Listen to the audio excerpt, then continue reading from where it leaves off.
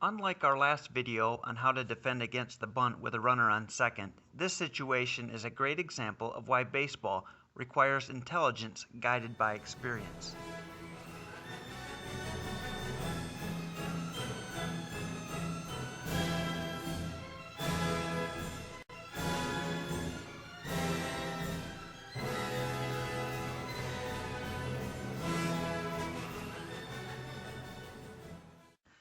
A normal sacrifice bunt is where the batter presents early and you have third, first, pitcher, and catcher all converge on the ball with a shortstop going to third and second baseman covering first.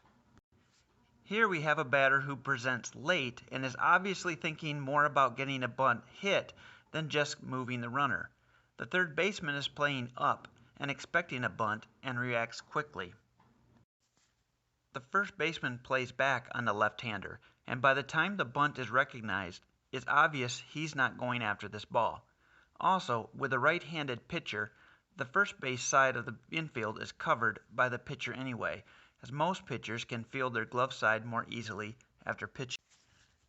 So the first baseman remains at first, allowing the second baseman to cover second. The shortstop covers third, while the pitcher, third baseman, and catcher converge on the bunt. They quickly recognize the third baseman has this play. Since the third baseman is already moving toward first, the catcher yells "first, first, first" loudly and points to first base.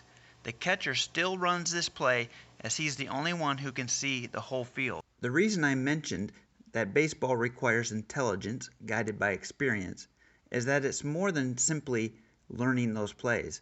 It also comes down to seeing them enough in real games and practices to instinctively know where to go. The second baseman does not hesitate to head to second rather than first. The first baseman knows to stay back, and the shortstop is moving almost as quickly as the third baseman. The catcher barely attacks as he reads immediately that the ball is hit too hard for him to field. All this happens in under 5 seconds from the moment the hitter shows bunt to the time he is thrown out. And they only get the runner out by 0.2 of a second. Well, Manny Machado, the great Dominican native third baseman, Gold Glover, he couldn't have done it any better than that. Everyone played this one just right. On a side note, since the outfielders are hardly shown in the play, the right and left fielders should be moving to back up throws, and we do see them both moving into those spots.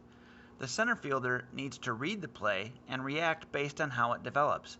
In this case, he'd be moving in and to the left field side of second base since the throw went to first. Step to make that throw. That is well done.